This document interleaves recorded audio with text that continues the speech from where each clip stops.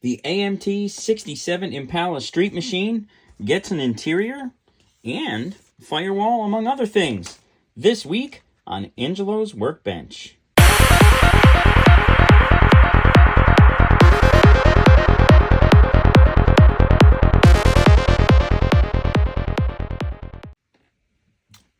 The interior just needs a little bit of detailing, which I'm going to get to right now. I like these little silver pencils here. For let me see here. I'm going to get my big eyes out. The little silver pencils are ideal for when you don't have gauge decals. You can just kind of stick the pencil in there and just kind of rub it. It almost gives you a dry brush look, without the need for the dry brush, and it comes out really really well.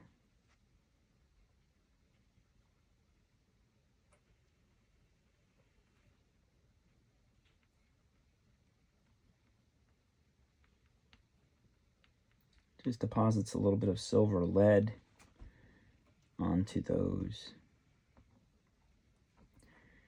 areas like so.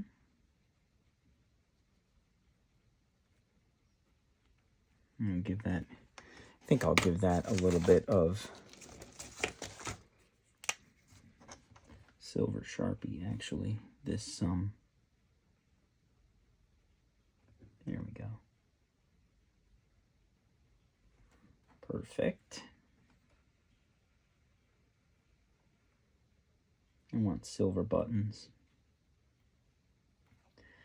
There we go. That looks the part.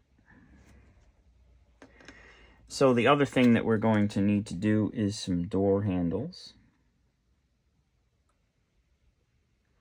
I like these silver Sharpies for just a quick detail. They are extremely easy to use. And can get in places just as easily as a brush can. In a lot of cases. Some cases you got to go with the brush.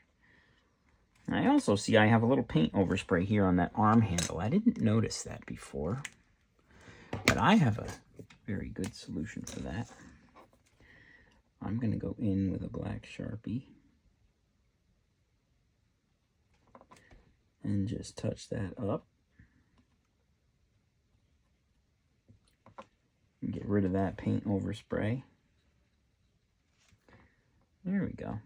And this would be, you would be hard-pressed to see that anyway, once the body is on and the interior is all sealed up.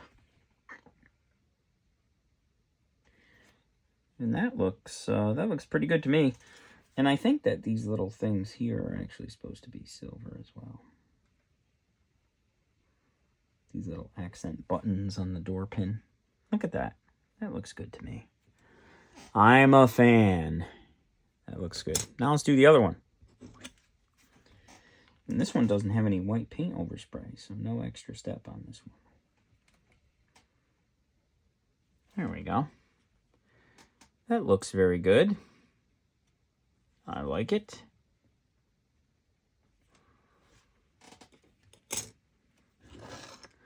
So we can begin putting some of this stuff together. This video is proudly sponsored by Angelo's Motorcycle, my other YouTube channel. If you are into motorcycles, Angelo's Motorcycle has something exciting for you. From gear reviews to motorcycle reviews to tech how-tos, everything is there. Motorcycle safety as well. Check it out. Here's a small commercial, and then I'll get right back to work.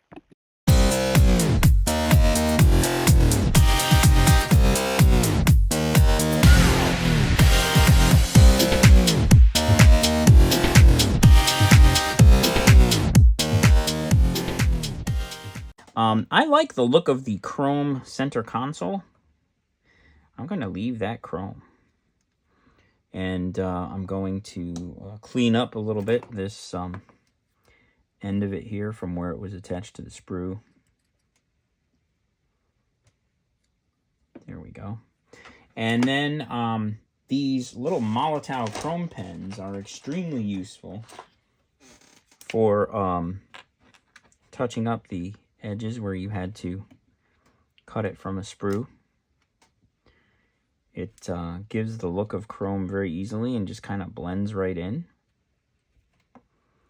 I love that chrome steering wheel. That's pretty cool. Totally a 90s accessory. Totally. And this guy has one on the top. And we'll leave him chrome. I like the look of that. The chrome handle on the shifter has a cool look. A cool 90s vibe. I don't know if I'd want to drive a car with a chrome shifter. I bet it's hard to get your hand on. But it would look cool, that's for sure. And that's what this car is all about. All about looking cool. So now I think that we can go ahead and begin assembling some of this. Let's see here. There is a clear piece somewhere that goes over the dash cluster. And that is here somewhere. Oh, right here. There we go. And it still has some molded in pieces that have to come off, some flash and some little extra doodads from the manufacturing process. And then this will be ready to go in. This is kind of really cool if we had decals for the gauges. You know, you put the decal in and then you glue in this clear plastic cover over the instrument cluster, and it gives a very realistic look. You can see there, and I can get out one of my little wax pencils to assist me here. I like these. You just kind of push it on the part, and then normally it will stick, but this time it is not. It is not cooperating. All right. So I have that the right way. There's a slight shape to this. It's a little bit bigger on this side than it is on this side. It has a little bit of an angle to it. And so I'm going to use some clear glue because we do not want to mark this up. So I'll get out a little bit of Mod Podge, which is good stuff. I'm a big fan of Mod Podge. I always have been. This is a very good glue for windows and the such, and clear parts, because you put it on, and if it gets on the glass in some place that you don't want it, it comes off very easily, even after it is dried. And then once it does dry, it is completely transparent. You do not see it. So that is some good stuff. So that I have right there. Let's see if I can get this to work. There we go. Nope. It is not cooperating.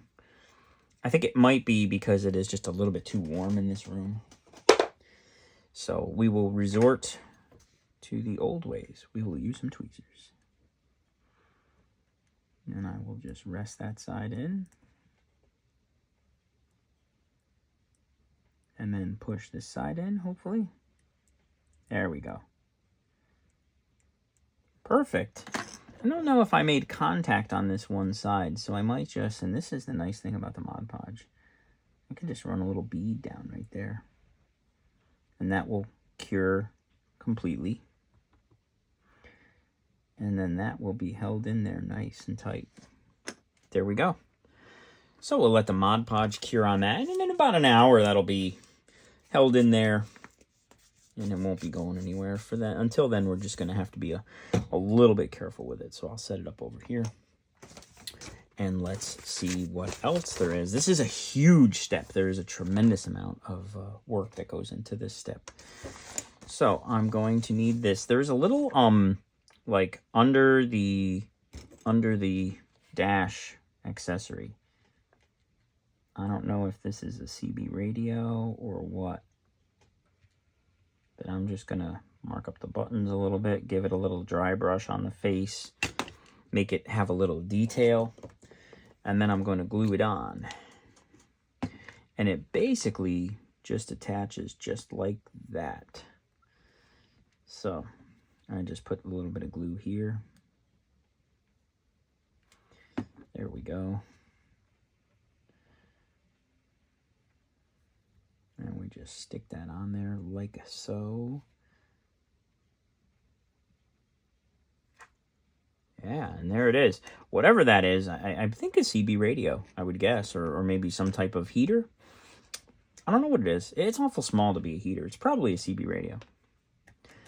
So then we can glue in our shifter. Here we go. Just put that in there. That looks cool. I'm a fan of that. But it is not cooperating with me. There we go. I wonder if I did in fact get some glue on it or not. There we go. Now it's got some glue on it. I think maybe I thought some glue came out, but no glue came out. Because it was moving just a little bit too much.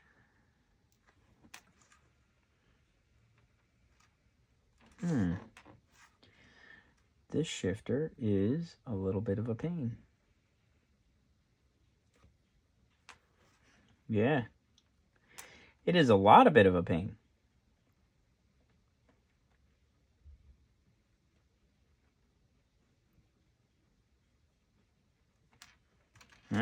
Should have left it be.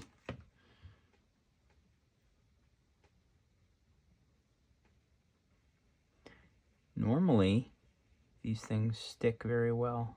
There we go. Just got it. Perfect. We'll leave it be.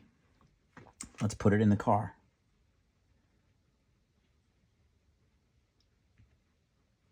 There we go.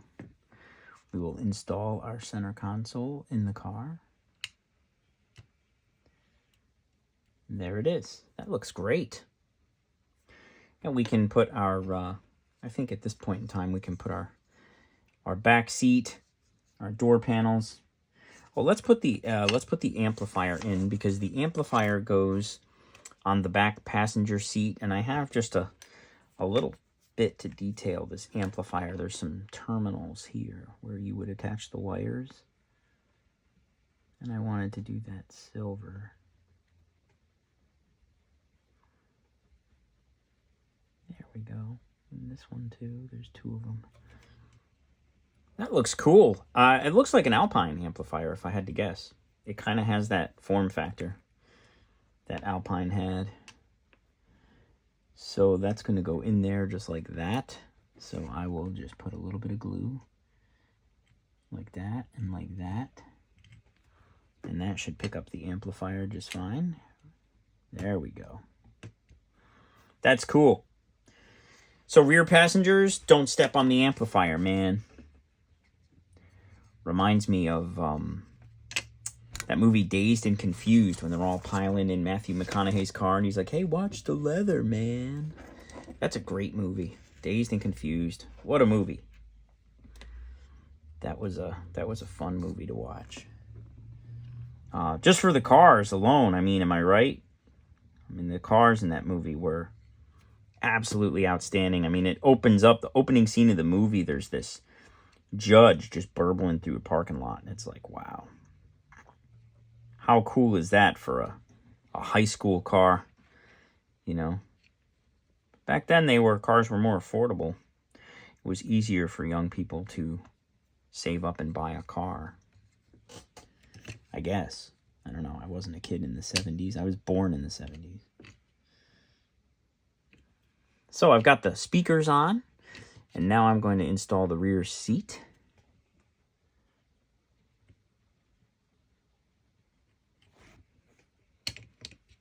And then I'm just checking where the seat goes. Goes right here. There we go. And that doesn't want to stay. That's going to need a little bit of weight. So I'll put a little bit of weight on there. And then there is a small little chrome accessory that goes right here. Oh, that looks so cool. The interior of this car is going to look really awesome. They have all those nice little... Like, this is a great kit from AMT for its age, and the stuff that it includes, like, is super duper cool. Super duper cool. I mean, all the little details, and like, this is an overlooked kit, I think. I think a lot of people overlook this kit. It's fun to build. It has tremendous parts. And I mean, the engine is just beautiful. And the proportions of the car are actually just completely, totally excellent. And the options that you could build it up as, like a street rod, and you can't do this particular one as a stocker, but I don't know why you would want to. I think that you would want to have this be a hot rod, an aftermarket hot rod is the way to go, I think. A street rod. There we go. I don't know, we'll put this other door panel in. I mean, I really like that the door panels are separate. It's not a molded-in tub. Like, this model kit checks off a lot of boxes, like really cool features that make it a great builder. Whether you're an experienced builder or you're a new builder starting out, I think that this kit, this kit has fantastic options for you. And it all goes together so easily. There's not a lot of fit issues. I should be careful. Don't say anything. Don't jinx it. Don't jinx it. I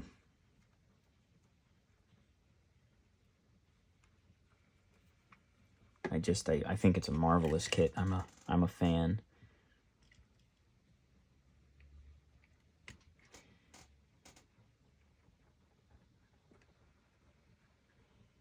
All right. So now I'm looking to just line up these slots. Oh, there goes the back seat. And what was I just saying? I jinxed it. I definitely jinxed it. But that's all right. We'll just put it all back together. There we go. And now we will try this again. I think maybe I was putting the wrong tabs in the slots. It could be. It's entirely possible. I don't think so. I think that's the right tab that goes in that slot.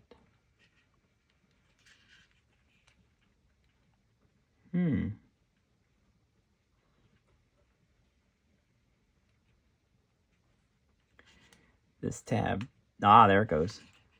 It just, you have to line it up just right.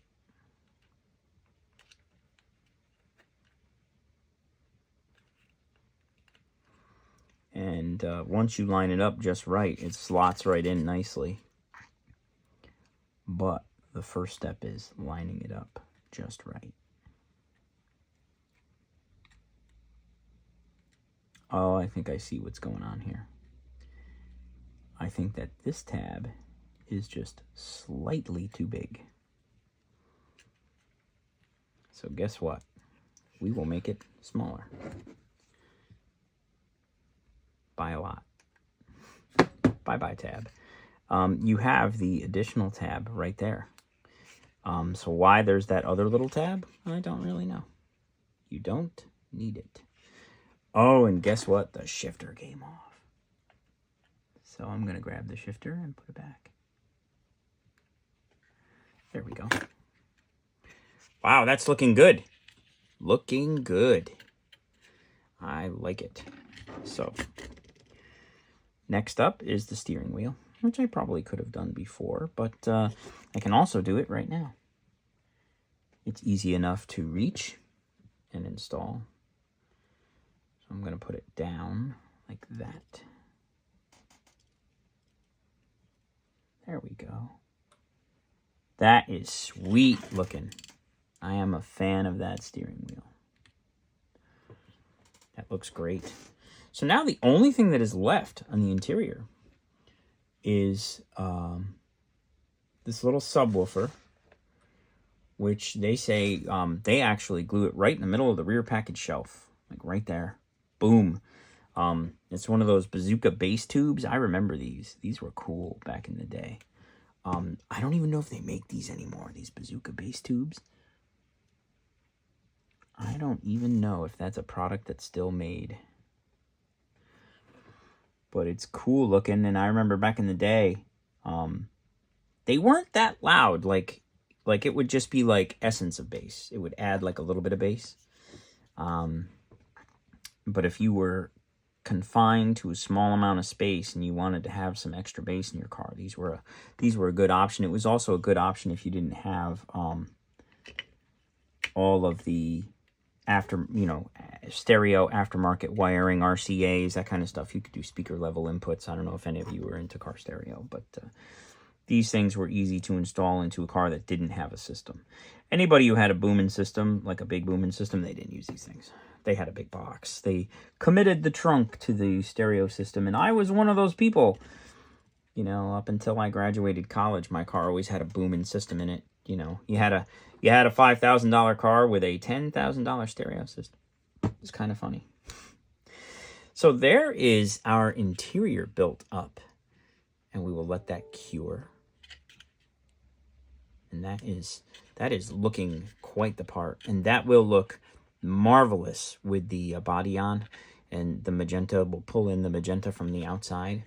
That's a good looking interior right there. That's fantastic.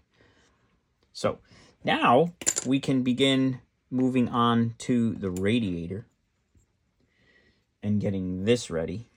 There is one little part that I want to detail. I have the radiator cap, which of course needs to be silver. I need to get a little more ink drawn out the front. It gets clogged up, the tip, and the pen dries out a little. There we go. And then when you store them, the Sharpies, and I always do this, just make sure you store them with the tip down, so gravity will wet the tip and re-wet the tip, so that it will continue to be usable. Otherwise, they dry out quite quickly. I also keep them in a container that seals. It has a little bit of like a foam on the top, so I put them in there and I seal them. And then that way you can make them last a little bit longer. I mean, they're inexpensive enough. And then there's also these ones that I like that are actually paint, oil-based paint. These do a nice job as well. But those are a little bit more expensive. But I usually get them in a big box. I buy them in bulk. So we need to glue this on here, and it does have a couple of little tiny buttons that go in little tiny holes, and there it is right there. And then we've got to install the radiator hoses as well as the firewall. That's all got to go in here. So we'll just get this on first.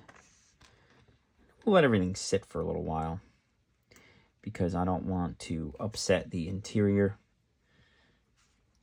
And everything has a pin that it locates on, which is very nice. And it appears that everything fits the way it is supposed to, which is always an added bonus. It will help with the hoses lining up. And then we also have the battery for the underhood and the master cylinder. And the firewall is going to need a little detailing. We can do that right now. And then there is a steering, part of the steering linkage that comes down from the interior. So a lot of this I'm going to leave body color, but some of it is going to get detailed up. So we have some hoses here that I'm going to do in black.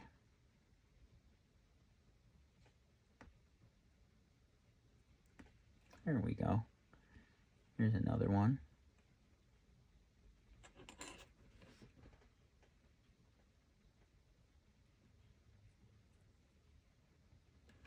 That looks good. And we get a couple of dots.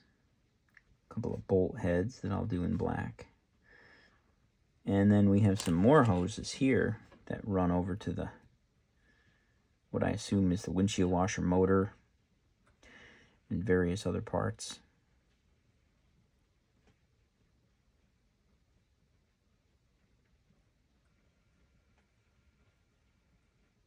There we go. That underside of that you won't see.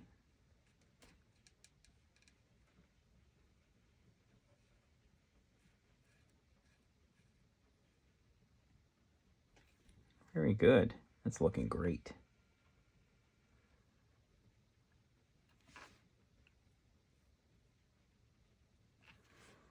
Nice. There's some nice detail there. And then I think I'm going to go in with a little bit of gold on those to give it just a little bit of a contrasting color. I think that would be a win. Some gold or some bronze, one or the other. Let's see what we find here. Ah, here's metallic bronze. I'm going to leave that pink or magenta.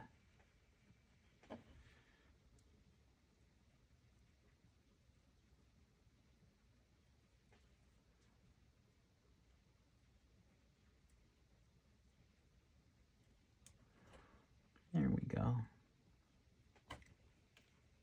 Whoops.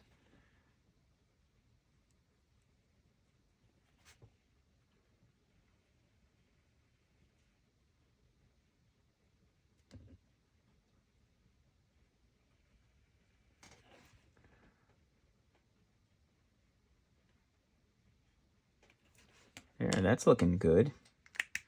I slipped with the marker in one spot. So I'm going to see if I can take a Q-tip and just kind of get that out of there. I usually can, with a wet Q-tip, go in and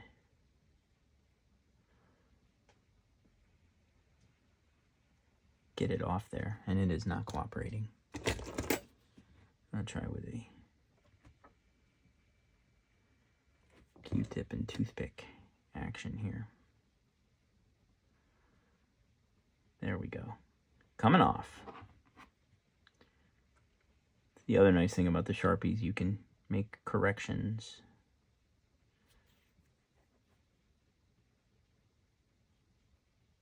Especially once they've been clear coated with the 2K. Aha!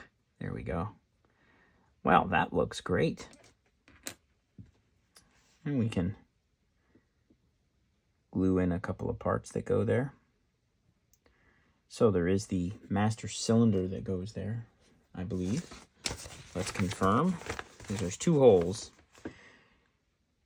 Well, it doesn't say to install the master cylinder. Oh, yes, it does. There it is. So the master cylinder goes in the top one, and this little bit of steering linkage goes in the bottom one. But I'm thinking that I should wait until after we install this in the car, because I think that installing it in the car with this stuff glued in already is just going to be troublesome.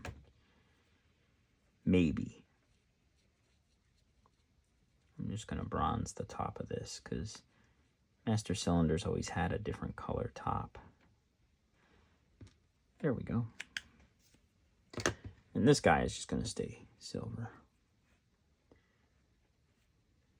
And there he goes, right in there. But oh yeah, it fits. Pressure fit too. I like it. Well, I'll put a little glue on it. We'll go ahead and stick it in now. I think it'll be okay. We'll give it a shot. If it falls off, I'll just have to re-glue it. But it sure is easy to put on while it's out here. Very easy.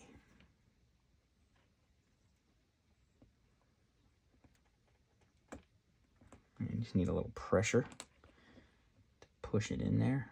There we go. And now this one is going to be difficult. I can see that already. So what I'm going to do is I'm going to scrape a little paint off. I don't always scrape paint off my joints, but sometimes I do. And this is one of those times. I'm going to get rid of a little paint and expose a little bare plastic there. And then I'm going to do the same thing here. I'm going to expose just a little bit of bare plastic. And then I'm going to put a little dab of glue. There we go. And then we will just rest this in place. I think there's supposed to be a little bit more of a mounting tab on there, but there's very little mounting tab. It's almost just going to flush fit. It must have been when I was removing the parts from the sprue, maybe I cut the tab. Or perhaps there was a malfunction in the kit molding. But that should hopefully stick. We'll just let that cure for a little while before we go installing that firewall. And while the firewall is curing over there, we can install this radiator. And let's see here. The battery is not shown on this step where the battery goes. I have the master cylinder, everything else, the hoses. The battery is not shown here, so the battery must go in later. Ah, the battery actually mounts to the body firewall. So there you go. And so it does go in later. So we do not have to worry about the battery for now. We will put the battery aside for later. But we can start talking about this radiator and figuring out which set of holes it uses. Obviously, it is that set. Oh, and look at, oh, it attaches to the frame too. That is outstanding. So let's take advantage of that as a mounting point. And we'll remove a little paint from the tips of that.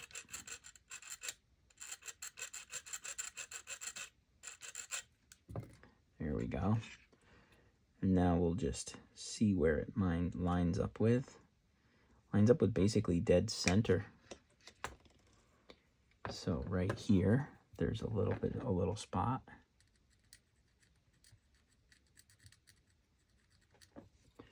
And then the opposite side, right here, it left a little mark.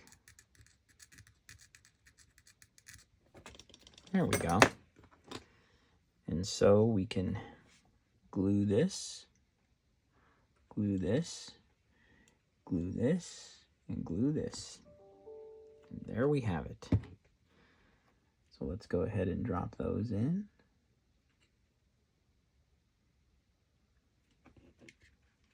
And there we go. Excellent. So now let's discover which hoses are which. So in the picture, it looks like the big hose goes in the top. So it attaches in the, let's see here, which corner? The upper corner right here. It goes in right there. And then it attaches right there on the block. I can see it. But before we do that, let me just look it over here. Yeah, it's ready to go. So it's going to go right there on top of the block. And right here in the radiator. There we go. So now we're going to need our tweezers. These are always fun. Now it looks like that I'm going to go over that fuel rail or under that fuel rail. It looks like I'm going to go under that fuel rail. But there is no way that's going to fit. The fuel rail is right in the way. So let me see if I can pop this fuel rail off. And we can maybe reinstall it. There we go. Yes, yes we can.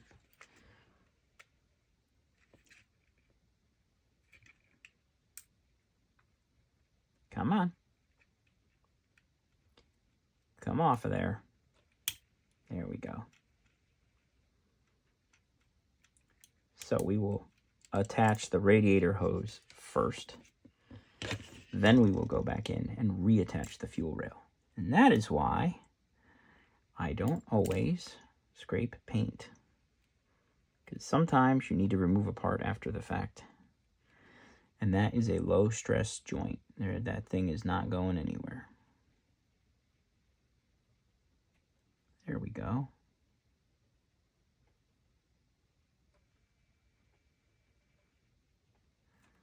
All right. And now we can just go ahead and reattach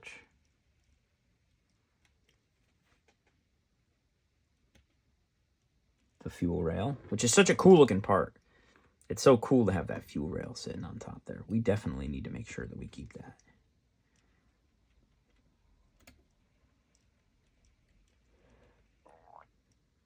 And, you know, model building is one of those things that you discover as you go. You know, next time I build this kit, I'll know, hey, you got to hold off on putting the fuel injection rail on until after you do the radiator. They don't tell you that in the instructions, but, you know, it's one of those things that you learn as you go. And there we go. Done and done. Now the lower hose, it appears, goes down, well, obviously on the bottom, but it looks like it's kind of toward the center. I'm going to need my other eyes.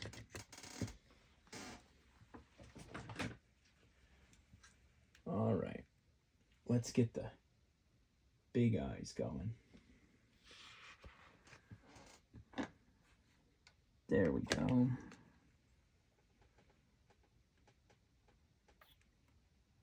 And that is going to go in right there. Oh, I see where it attaches. So it attaches. All of these hoses fit very well.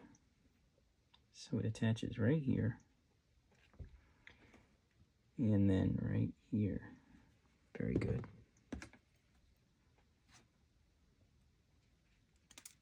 Whoops. And this is quite clearly the part that has to go to the block.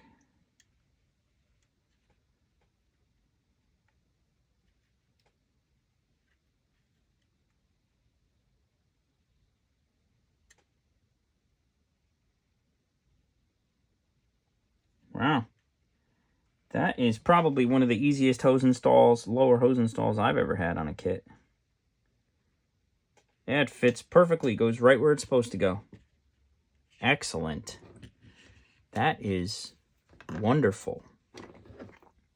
So we'll let the firewall cure a little bit, and then we will come back and install it, and we'll be wrapping this section of the build up.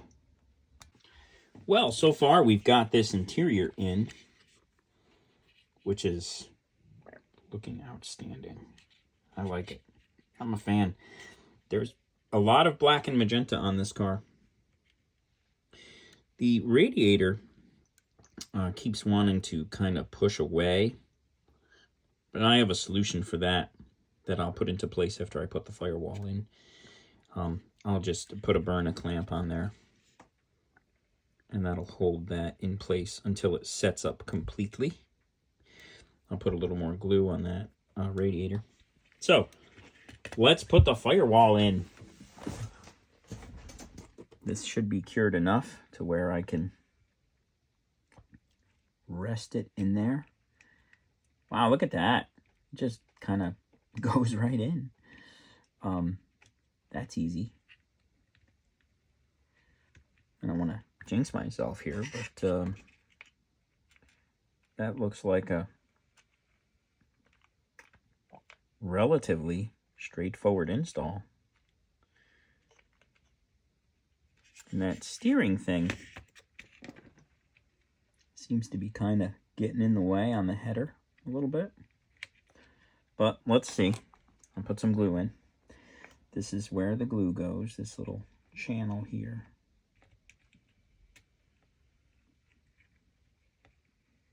There we go. And then this has like a notch that goes into that channel, like so. And this side does not want to go into the channel because of this. Just needs to come forward just a little bit. Oh, there, I think it just went. It did, in fact, just go. Marvelous. Well, that was easy. I like it.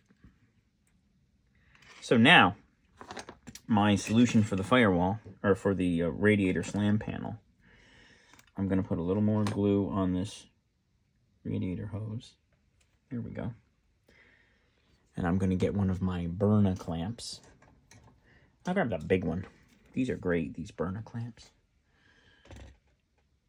So I can go on the all the way back of the interior tub and just push ever so slightly.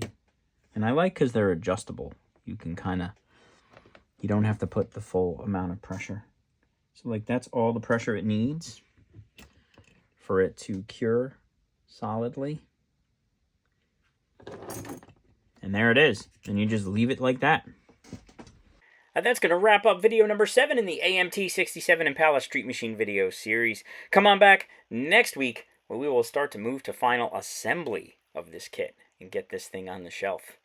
So go ahead and click that like, comment, share, subscribe. All of those things help me out. Don't forget to check me out on Facebook, TikTok, and Instagram, all as Angelo's Workbench. Thank you for being here with me this week. I look forward to seeing you all next week.